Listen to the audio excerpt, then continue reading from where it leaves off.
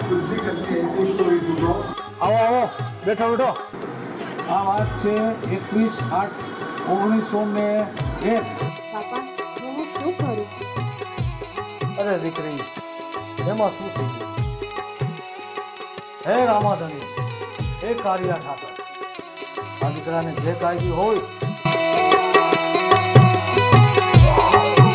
अतुल भाई, आपके जो कांजी भगत है उनको गुरु कब मिले और कैसे मिले?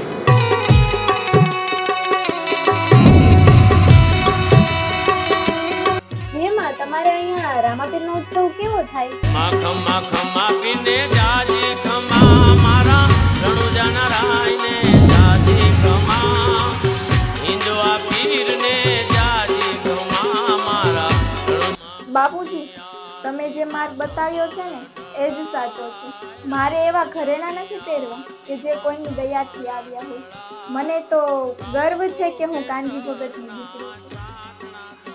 કેસરના સાતના ચટાય કંકો